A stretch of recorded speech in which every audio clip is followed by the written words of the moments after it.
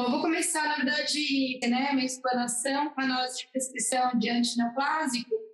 Então, eu vou colocar para vocês, que é uma aula bem prática, como que a gente faz aqui no nosso serviço quanto à análise de prescrição de antineoplásico com o papel do enfermeiro. Essa é a minha declaração de conflito de interesse. Eu não tenho nenhum conflito e essa aula está embasada, né, tanto na literatura quanto na minha experiência clínica. Para a gente entender um pouquinho por que a gente faz essa análise de prescrição, a gente tem que pensar nesse processo de administração de antineoplásico como um processo composto por várias etapas. E por conta disso, ele já vem com vários riscos potenciais, gente, para o paciente, tá? Isso se deve ao crescente número de medicamentos e protocolos, que a cada dia, né, nasce um novo dentro da oncologia, e eles não são realizados somente na forma endovenosa, a gente sabe que tem outras vias, a via subcutânea é uma que tem crescendo dentro da oncologia, e um ponto aqui que eu queria trazer para vocês também é a forma oral.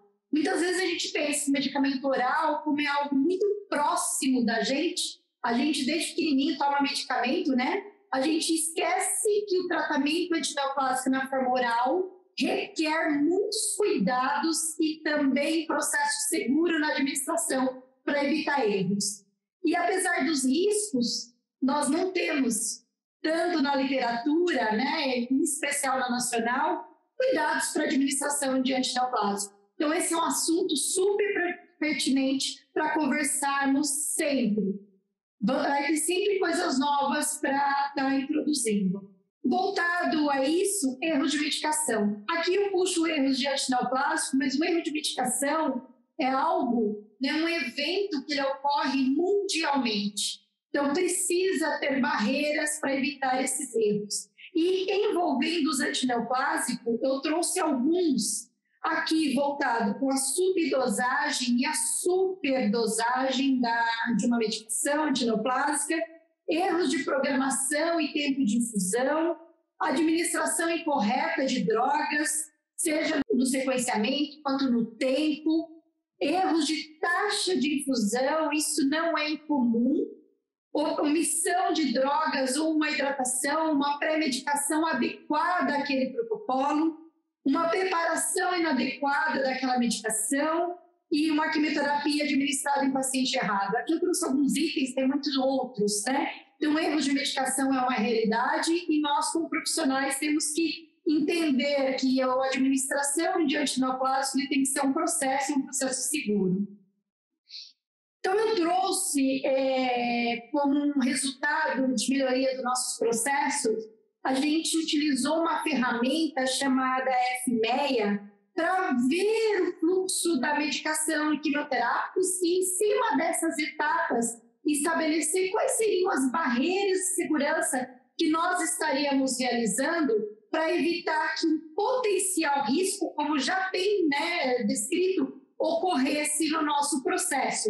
Então, pensando naquele queijo suíço, o que a gente quer é que as barreiras evitem que aquela seta passe por todas as etapas, né? Então, a gente quer que as barreiras interrompam o processo do queijo suíço, ou seja, interrompam o risco de ocorrer os eventos ligados à parte de administração de antineoplásico. Então, a análise de modo e efeito de falha, que é o FMEA, ela é uma metodologia, né, de avaliação de risco prospectiva e focada em sistema. Então, o que ela faz? Ela inclui um mapeamento do processo de administração. Aqui nós escolhemos da quimioterapia, mas ela pode ser usada para qualquer coisa, identificando e priorizando numericamente os erros de quase falha, né, para cada etapa do processo e possibilitando, assim, a elaboração de estratégias corretivas para combatê-lo. Com isso, o que a gente está fazendo? A gente está tornando concreto o risco potencial que a gente lê nos processos, que a gente lê nos artigos. Então, como que a gente fez? A gente mapeou o nosso processo. Então, a gente chamou uma das etapas do processo de fluxo de medicamento de químio, a prescrição médica. A outra etapa, a análise da prescrição, que é o papel do enfermeiro. A outra etapa, o preparo da quimioterapia, que é feito pela farmácia. A outra etapa, a dispensação, que é feito pela farmácia também, e a administração, que é feito pelo enfermeiro. Então, dentro dessas etapas, a gente mapeou quais eram os riscos. Então, o que a gente encontrou? Prescrição médica. Nós encontramos falha no preenchimento da prescrição, então, ausência de via de administração, uso de sigla e abreviaturas que não estavam no nosso siglário, podendo levar a erros, ciclo errado. Dentro da análise da prescrição, nós encontramos falha na conferência da prescrição, via de administração que não foi vista, data da liberação de quimioterapia, ciclo, cálculo da superfície corpórea, prescrição de pré-medicação, antecedentes alérgicos. Tudo isso são riscos que podem acontecer quando a gente está analisando o processo de análise de prescrição, tá? Dentro do preparo da quimioterapia, pode acontecer ausência de registro de intervenção da farmácia, pode acontecer cálculo de dose errado, erro de elaboração do rótulo, erro de separação de materiais e medicamentos, falha técnica na manipulação. E na dispensação, podemos ter erro de dispensação de medicamentos e materiais pré-químio. E a administração? A administração, se a equipe atuar em cada uma dessas etapas, nós vamos ter um baixo risco, porque nós vamos estar trabalhando com o processo de colocar barreiras de segurança. Então, o que a gente faz com todo esse nosso processo? A gente monitora. Então, aqui foi a descrição, foi um projeto, a gente sentou, pegamos a prescrição, fomos avaliando cada etapa e dizendo o que pode acontecer aqui. E aí nós montamos o nosso processo e colocamos ele como monitoramento.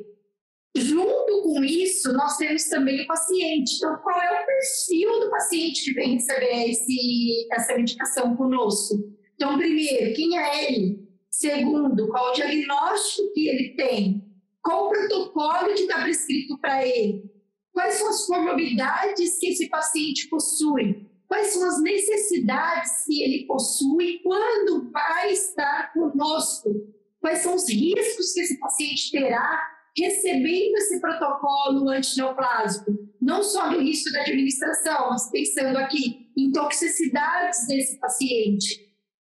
Então, nós desenhamos o nosso processo de análise de prescrição médica pelo enfermeiro. Esse enfermeiro ele tem que ser especialista e dentro do nosso equipe, ele é um enfermeiro que nós chamamos de líder. Nós temos aqui no nosso time o enfermeiro coordenador, o enfermeiro 3, que é o líder, o enfermeiro 2, que é o enfermeiro assistencial, e o enfermeiro júnior, que é o enfermeiro 1. Então, para que ocorra a análise de prescrição pelo enfermeiro, quem faz essa etapa? Somente o enfermeiro 3, tá? Esse enfermeiro ele vai realizar a análise dessa prescrição e vai gerar os cuidados para a administração ligado ao protocolo daquele antineoplásico. Depois nós temos o enfermeiro 2, assistencial, que vai fazer o protocolo de cuidados voltados para aquele paciente, para o autocuidado, para o protocolo de alta, que isso a Andréia vai estar abordando na aula dela a seguir. Quando a gente pensa, então lá no BP-Mirante eles fazem análise de prescrição como se fosse algo novo, não, e que só a gente quer que aconteça, não. O que nós estamos fazendo com isso?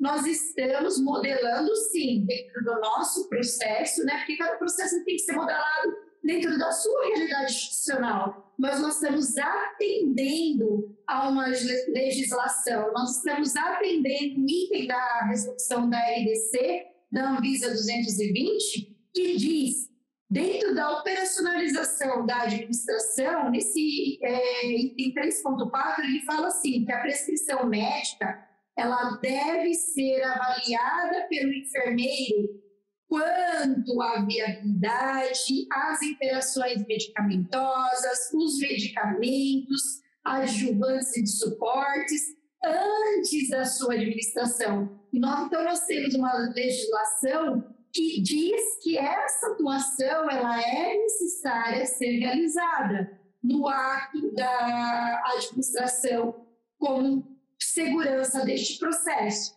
Então, a prescrição aqui, ela coloca no 3.5, deve ser conferida a identificação do paciente e a sua correspondência com a formulação prescrita antes da sua administração. Então, a legislação, ela traz essa ação. Como que a gente faz isso na prática? Eu trouxe aqui para vocês um desenho da nossa prescrição, é assim que ela sai para a gente dentro do nosso sistema. Hoje a gente trabalha com prontuário eletrônico, mas quando nós começamos aqui em 2011, as nossas prescrições elas eram feitas dentro de um programinha simples, como se fosse um Excel, tá? E a gente tinha impresso também para ser preenchido manualmente em caso de um paciente que vinha com uma prescrição de fora. Então, a gente foi melhorando esse processo, tá? Hoje ele está dentro do sistema e a gente dividiu na nossa prescrição o que é não antineoplásico, o que é antineoplásico, para que toda a equipe pudesse identificar rapidamente essa classificação dessas drogas. E dentro desse análise de prescrição, nós temos um checklist. Então, aqui eu trouxe essas setas, que é o checklist. Vou fazer o checklist para vocês, eu trouxe ele visualmente, para que vocês verem como que o meu enfermeiro, quando pega a prescrição, o que ele faz, tá?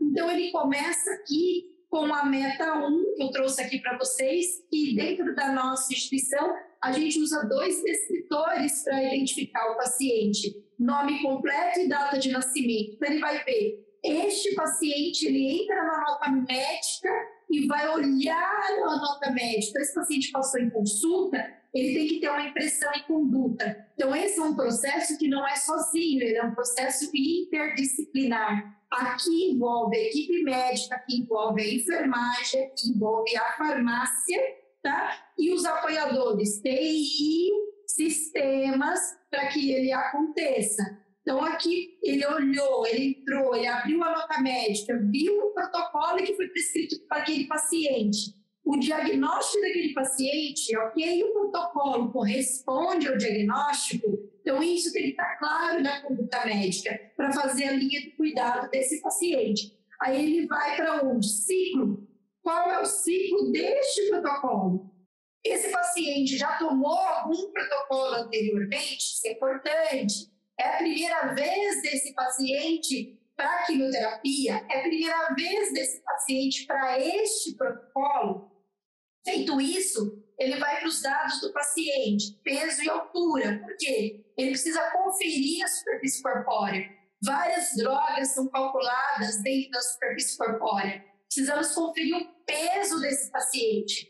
Várias drogas são realizadas, a sua dosagem pelo peso desse paciente. Então, a gente tem aqui no nosso processo não só o peso dele antes da consulta, mas também antes de ser administrado, antes dele ser atendido para receber o protocolo de antineoplásico. Então, com isso, ele vai, como um enfermeiro líder, ele faz o cálculo para ver se a superfície corpórea está ok, se o peso está ok, então ele compara o último peso desse paciente e ele vai para o protocolo em si. Então, quem é esse protocolo? Quais são as pré-medicações necessárias para esse protocolo? Qual a via de administração para esse protocolo? Qual é o acesso que esse paciente possui? Então, nós temos que pensar, nós estamos falando de mama, mas nós temos outros diagnósticos que o paciente ele pode receber uma parte endovenosa, outra subcutânea,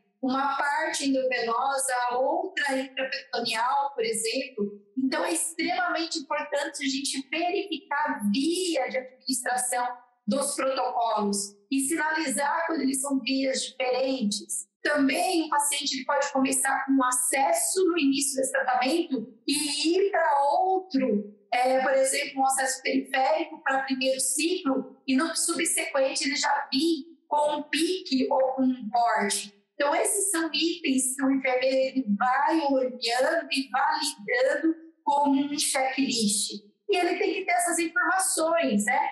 Como eu falei para vocês, quando a gente não tinha essas informações do sistema, a gente trabalhava no modo antigo, gente, era planilhamento, que a gente tinha depois o sistema por Excel, mas a gente tinha uma pasta também que a gente folheava e procurava o protocolo e olhava o sequenciamento dele. Então, assim, a forma que vai ser feita, né, vai depender do momento que cada instituição está, mas o importante é que ela converse com a prática e que o enfermeiro que está realizando essa ação, ele esteja capacitado dentro daquele protocolo, dentro dessas etapas que foram descritas no seu procedimento. Então, aqui ele vai olhar, né, quais cuidados que ele precisa ter na liberação do UAC, em dose densa, para este paciente. Então, lembra que eu falei para vocês? Ele olha o diagnóstico, então aqui câncer de mama triplo negativo, conversa com esse protocolo, ok. Qual é a ordem de infusão para esse protocolo? Eu tenho que pensar nas pré-medicações e também no antineoplásico. Então aqui, pensando no antineoplásico, eu vou ter como primeira a ser administrada a doxorubicina. Qual é a dose padrão? 60 mg por metro quadrado, e essa dose padrão que eu vou utilizar vezes a superfície corpórea para ver minha dose calculada, para ver minha dose que vai ser feita para o paciente. Então, esse é um passo que a gente precisa pegar a calculadora e fazer e confirmar, tá?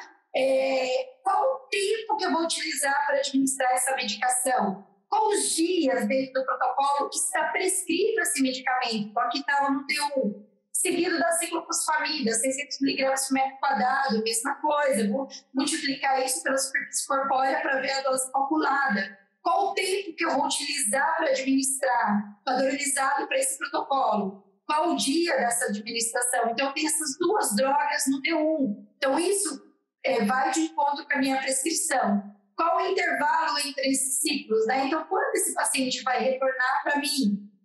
Potencial hematogênico. É importante olhar o potencial hematogênico e aí eu classifico ele. Classificando ele, eu vou ver se o que está prescrito, que esse é o próximo item aqui, ó, pré-medicação D1 de controle, ele tem alto risco hematogênico. Vou voltar aqui, com licença, voltando para o anterior. Então, está aqui. Qual a pré-medicação que está prescrita para esse paciente? Voltado para o risco hematogênico. Então, o alto risco, eu tenho que ter um bloqueador de 5-HT3, está aqui, ó. Ou ondansetrona, eu tenho que ter um inibidor de NK1, eu tenho aqui o Emendio, o apreptante. Eu tenho aqui o dexametasona, que vai potencializar o efeito de 5-HT3, está prescrito. Então, eu tenho uma cobertura para controle de náusea e vômito, quando eu classifico ele com alto risco hematogênico. Poderia ter também o NEPA, né, que é a combinação fixa do 5-HT3 mais o NK1 mais o dexametasona. Isso também poderia estar prescrito. Então, o enfermeiro precisa conhecer a classificação dessas drogas. Precisa estar na cabeça? Não, tem que estar no protocolo. Porque, as drogas, como eu falei para vocês, eu falo sempre para a minha equipe, que a gente dorme pensando que a gente conhece o protocolo, quando a gente acorda, tem um monte de protocolo novo. Então, ninguém precisa guardar tudo na cabeça, ele precisa ter essas documentações para que ele possa consultar. E aí, ele, nessa consulta, fazer essa verificação, tá? O acesso, nós temos para esse paciente o catéter venoso central totalmente implantado. Poderia ser outro acesso. E só isso não me confere segurança? Não. Então, esse catéter, ele vai ter que ser verificado. Isso é algo que vai ser abordado na aula seguinte, eu não vou me adentrar na parte de administração. E a recomendação para esse protocolo? Então, lembra lá, é paciente de primeira vez, primeiro ciclo. Então, lá na conduta médica, eu vou olhar se ele viu, se esse paciente já realizou exames da parte cardíaca, porque a gente sabe que doxorubicina e ciclofosfamida é altamente gerando toxicidade para a parte cardiológica. Então, é importante ter um ecocardiograma e um eletrocardiograma para esse paciente, tá? Outro ponto, droga vesicante. Atenção para essa droga vesicante, eu vou ter que ter cuidados com ela. eu sei que eu tenho um catéter venoso central aqui, mas ele sozinho não confere uma segurança só para extravasamento. Então, o enfermeiro ele vai olhando essa prescrição e levantando as intervenções que ele vai ter que gerar para a prescrição do ato da administração. Eu trouxe aqui, né, mostrando para vocês, a primeira diretriz brasileira de cardiologia, que ela mostra por que a gente tem que fazer esse acompanhamento desse paciente para risco de toxicidade cardíaca em alguns antineoplásicos. Então, aqui, nessa tabela 2, dessa diretriz, ela traz alguns agentes quimioterápicos que vão aumentar a incidência, né, de disfunção ventricular ou insuficiência cardíaca. E também, algo importante, se tem dose cumulativa ou não. Então, que é o complemento na tabela 3. Então, aqui, ó, agentes quimioterápicos, antraciclina, doxorubicina, EPI. Então, essa nossa paciente, na prescrição, ela tem uso de doxorubicina e tem uso de ciclofosfamida. Ambos conferem um risco importante de toxicidade cardíaca. Então, esse paciente vai ter que ser acompanhado, né? Na análise de prescrição, a gente vai ver se ele fez um eco, vai ver se o médico mapeou o paciente para que a gente tenha um exame basal, para que futuramente ele possa comparar esses exames monitorando assim, esse paciente. E lá o enfermeiro, quando for estar acompanhando esse paciente na nossa tabela de toxicidade, ele vai ter que olhar para a parte de toxicidade cardíaca. Aqui na tabela 3, a classificação proposta, né, para cardiomiopatia relacionada à quimioterapia, de novo, como cardiotoxicidade tipo 1, a doxorubicina e a ciclofosfamida está relacionada nessa diretriz. Aí no tipo 2, o trastuzumab, o sunitinib e o sorafenib. Então, as medicações orais, elas também requerem um cuidado na análise dessa prescrição e nas intervenções de enfermagem.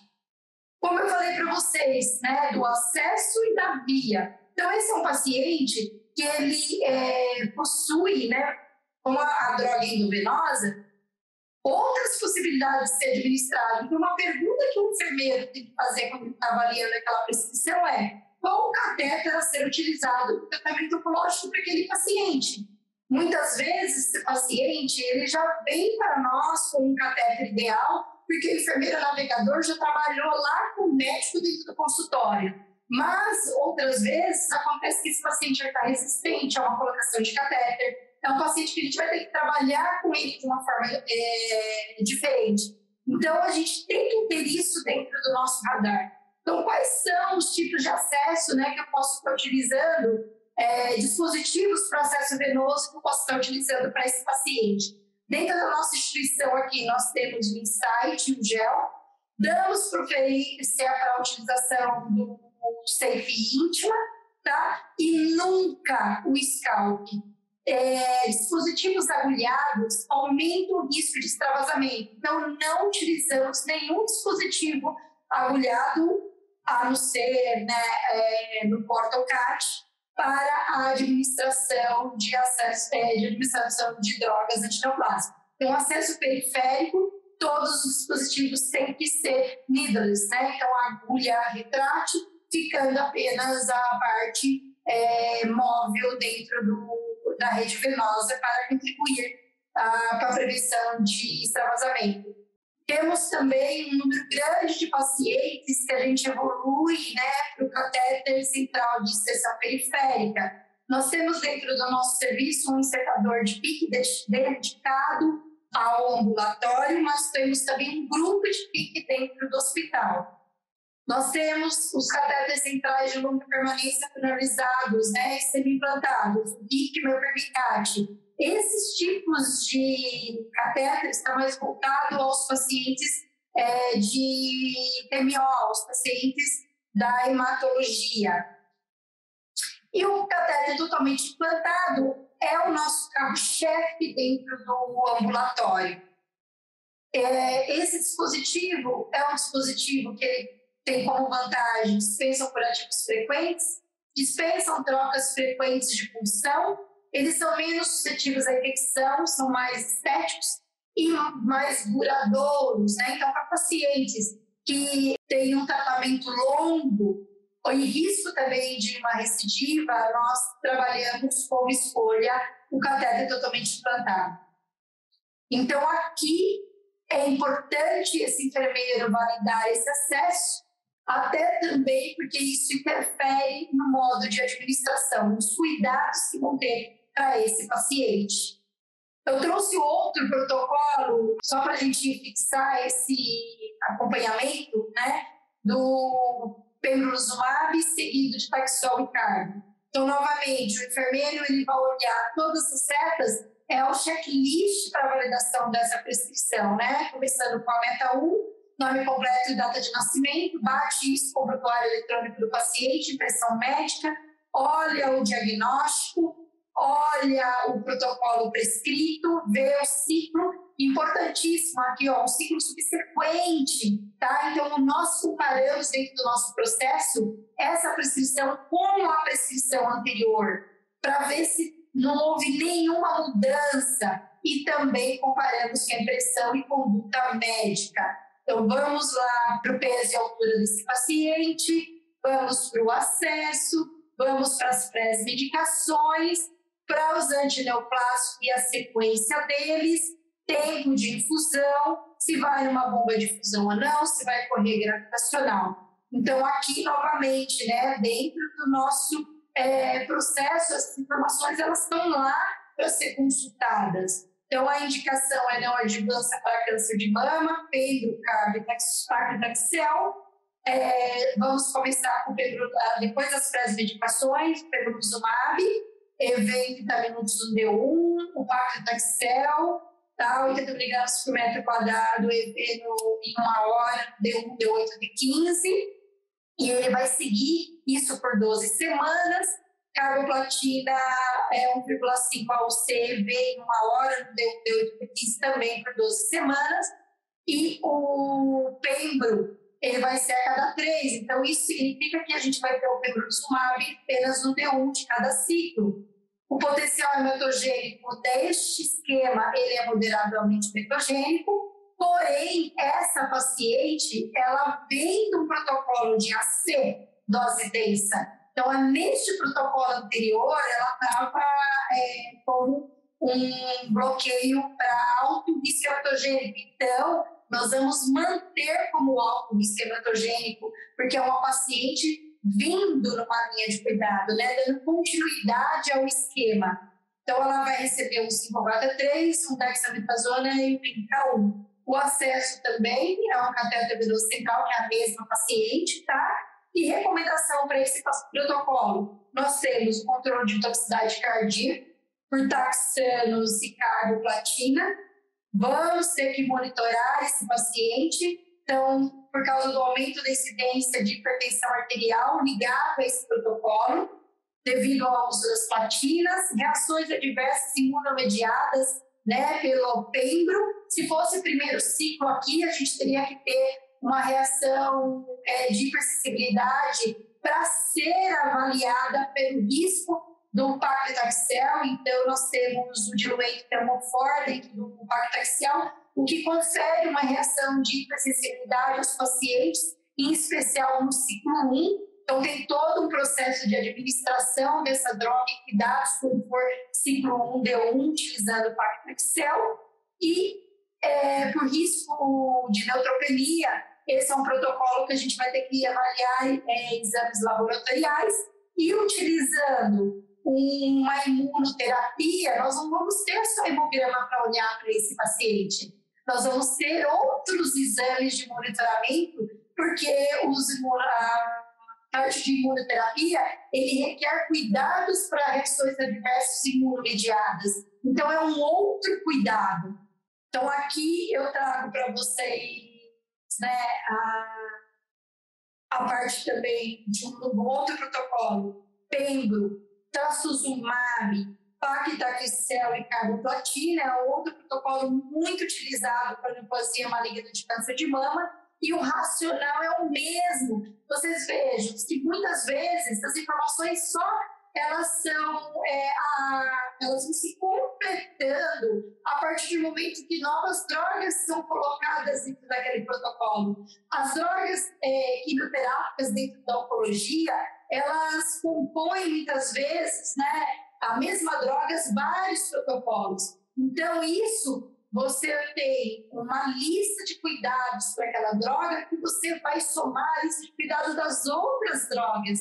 E assim você vai fazendo o seu prescrição de cuidados voltados ao protocolo para esse paciente. Então, aqui novamente, né, a gente olha para as medicações necessárias, como a gente tem o paclitaxel, você tem que olhar se tem um antialérgico para ele, você tem que olhar, né, o inibidor de H1N1, que é o famotidina, que ajuda no controle dessa reação de hipersensibilidade. Então, essas três medicações, elas vão seguindo todo esse protocolo, independente de ser a primeira administração. A primeira administração, a gente tem maior risco de hipersensibilidade, mas essas drogas vão conferir a segurança para que essa reação de hipersensibilidade ligada ao paclitaxel não aconteça nos ciclos subsequentes. Então, todas as CEPs compõem esse checklist e isso é o nosso duplo cheque realizado pelo enfermeiro. Outra coisa importantíssima quando o enfermeiro avalia essa prescrição é quem assinou essa prescrição. Então, dentro do nosso processo, nós temos o médico prescritor, pode assinar, e o assistente dele. Nós não temos autorização dentro do nosso serviço para um residente assinar uma prescrição de antineoplásico. Então, os cuidados de enfermagem na liberação do protocolo de Pertu, trastuzumab, paclitaxel e carboplatina. Lembra, a gente já fez o anterior com paclitaxel e carboplatina. Então, nós temos aqui, está voltando para esse protocolo, o pertuzumab e o trastuzumab. Então, nós olhamos a dose desse protocolo, o ciclo, porque essa dose desse protocolo está muito ligado ao ciclo que esse paciente está recebendo, o paclitaxel, então aqui nós vamos seguir na indicação pertuzumab, trastuzumab, paclitaxel e carboplatina, o intervalo entre os ciclos, potencial emetogênico de novo desse protocolo, as pré-medicações necessárias, o acesso, as recomendações. Então, esse é o painel que a gente deixa de informação rápida para consulta pelo enfermeiro 3. Batendo o olho nessas informações, ele consegue validar de uma forma rápida e segura aquele protocolo. E as informações também dentro da impressão médica. Então, aqui tem que ter uma atuação também junto com a equipe médica, que essas informações elas têm que se conversarem. Então, tem que estar sempre uma nota médica muito bem elaborada para que o enfermeiro consiga identificar as informações nessa nota médica. Quando isso não acontece, a gente gera um BIP para esse médico, tá? E dentro do nosso protocolo ele tem um tempo de 10 minutos para responder aquele BIP. Se isso não acontecer, a gente bipa o titular e assim a gente faz, né, com que essa resposta ocorra de uma forma mais rapidamente. E nada avança se a gente não sanou aquela informação, validando aquela informação, mantendo assim a segurança do processo. Aqui, como recomendação desses protocolos, nós temos controle de toxicidade gastrointestinal voltada ao pertuzumab, diarreia inerentes a esse esquema, né? E avaliar o resultado também de exames laboratoriais para esse paciente. Aqui eu trouxe o documento que nós utilizamos para validar o enfermeiro líder depois do treinamento dele no processo de validação de prescrição com antineoplásico. Então, aqui é uma ficha técnica que a gente elaborou para o nosso serviço de capacitação para a validação da prescrição de antineoplásico pelo enfermeiro. Então, eu vou estar olhando, né, se ele está cumprindo as etapas. Então, aqui tem o passo a passo que ele tem que estar realizando, que eu mostrei para vocês, do checklist, do protocolo em si, das recomendações do protocolo. Então, o enfermeiro que treinado, ele vai acompanhar o processo, aquele enfermeiro que está em treinamento e a gente vai validando essas etapas de acordo com o que ele vai fazendo. E assim, se ele estiver todos conformes, ele está habilitado para seguir sozinho. Se ele tiver algum não conforme, um parcial conforme nessas etapas, significa que ele requer um treinamento novamente ou um tempo maior dentro desse treinamento para se tornar habilitado. E isso a gente faz uma vez e nunca mais? Não, a gente faz anualmente. Para todo colaborador, né, enfermeiro 3 está sendo treinado e depois, anualmente, eu passo para todos os enfermeiros 3. Dentro desses passos de validação de prescrição, ele vai gerar os cuidados para a administração. Então, eu falo que o enfermeiro 13, ele valida a prescrição e gera os cuidados voltados ao protocolo, e o enfermeiro 2 olha o paciente que vai receber aquele protocolo e gera também os cuidados voltados à necessidade daquele paciente e ao autocuidado no planejamento de alta. Juntando esses passos, eu vou estar fazendo um plano de cuidados para aquele paciente, tá? A ideia, o objetivo é sempre a excelência do cuidado, é sempre fazer o melhor. E para que isso aconteça, eu tenho que ter essa tríade que eu coloquei ali para vocês. Eu tenho que ter instituição apoiando esses processos, viabilizando condições para que esses processos aconteçam. Os processos em si, bem descritos, validados, né, sempre sendo revisitados como um documento vivo e adaptados ou reajustados, porque as coisas vão mudando. Como eu falei para vocês, a gente tinha um processo todo manual que passou para um processo eletrônico. Precisamos olhar os passos que a gente tinha dentro do nosso processo e readaptar e incluir passos novos. E os profissionais, ele tem que ter, eu coloquei uma parceria, uma adesão. Olha, por que parceria? Tem que ter uma parceria. Quando esse paciente, quando esse colaborador, ele é treinado, eu falo de parceria porque tem que estar aberto a esse treinamento. Ele tem que estar voltado a aprender coisas novas, a se desafiar, porque aprender não é fácil. A gente se comprometer não é fácil. Vocês estão aqui em pleno sábado, me ouvindo falar blá, blá, blá, blá. Isso é comprometimento, isso é parceria, tá? E a adesão. Então, ter uma etapa, e às vezes você não conseguir fazer aquela etapa, ou aquela etapa é difícil, eu vou pular. Não, a gente tem que ter adesão e conversar, gente. Eu falo sempre que quem está executando o processo é a maior pessoa para avaliar esse processo. Então, se não está dando certo, vamos sentar, ver o que está dando errado e o que a gente pode fazer para que aquele processo continue seguro, mas seja viável de ser realizado. Então, sim, os profissionais têm que ter uma parceria, têm que ter uma adesão e têm que estar capacitados e habilitados para realizar este processo. Então, nós temos uma SAI, Sistematização do Assistente de Enfermagem, pautado nesses processos, pautado nesse profissional capacitado, estabelecido e habilitado para executar essa tarefa.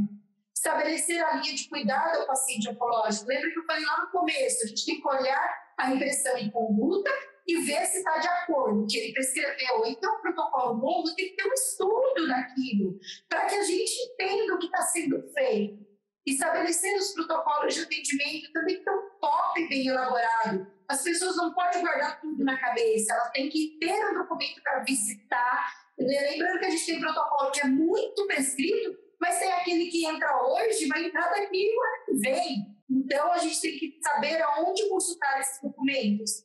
Engajar a equipe interdisciplinar. Não é só a equipe de enfermagem, farmácia, enfermagem, médico. Então, nós temos que ter toda essa parceria para realizar esse processo de segurança na validação dessa prescrição. Processos de trabalho, como eu falei, bem definidos para cada um. Qual o papel de cada um dentro desse processo de validação? Um dimensionamento adequado, tá? A equipe engajada e capacitada, e implantar os planos de cuidado desse paciente de forma individual e humanizada. Esses processos, eles são uma etapa da parte de excelência de cuidado, mas nós temos que olhar para aquele paciente, quem é ele, lembra que eu falei, comecei o perfil daquele paciente, para individualizar a assistência direta a ele. Toda essa etapa de validação da prescrição, ela está conversando com o processo seguro de administração de antineoplásico que a Andréa vai falar. Essa é uma etapa primordial, porque senão lá na ponta a gente vai ter problemas com essa prescrição, vai ter problemas com essa dose da quimio, vai ter problemas com a subdose de quimioterapia. E qual a mensagem que eu deixo para terminar a minha aula? A validação da prescrição médica de antineoplástica, ela é necessidade, ela é necessária na prática.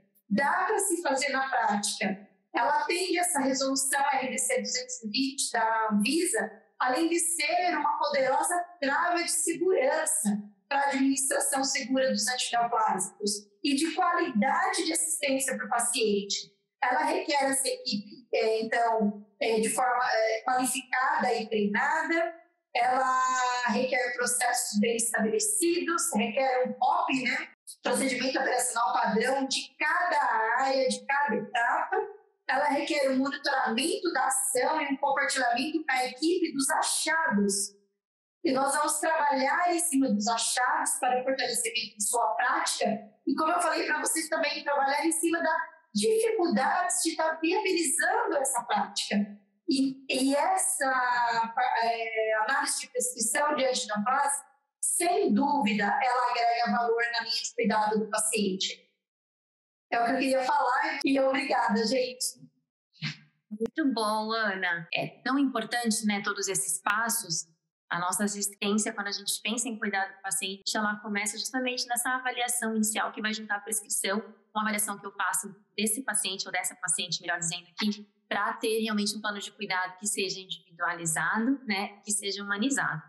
Mas tem muita ciência, muito conhecimento por trás e muito treinamento, muita agilidade, é um processo, é um desenvolvimento desse profissional. Dificilmente o profissional chega na nossa instituição com todo esse saber, É uma capacitação mesmo. Então, eu não sei quem das meninas que está aí em São José, que estava desde os últimos 1 ano e meio, 2 anos, desde a chegada da Tabata pelo menos, que quando nós falamos dessa questão de ter uma avaliação da prescrição, que pensou, meu Deus, mas isso é impossível de ser feito. Imagina, não dá, como que a gente vai conseguir conciliar? Como a gente vai saber? É possível? É possível, E assim, é possível já há um certo tempo, vamos dizer assim, mas não é possível sem o conhecimento, sem o treinamento. Ninguém vai esperar que vocês já se tornem especialistas em oncologia sabendo isso. Isso é uma prática. O livro não te mostra passo a passo, assim como a Ana trouxe para vocês, de como deve ser feito, Por isso que é tão importante a gente ter esse compartilhamento de experiências com instituições que já têm o processo implementado, até para encorajar vocês, para mostrar que é uma realidade, não é uma utopia, é possível, É possível de ser feito. Então, a ideia não é assustar vocês aqui, a ideia é mostrar para vocês que há um caminho.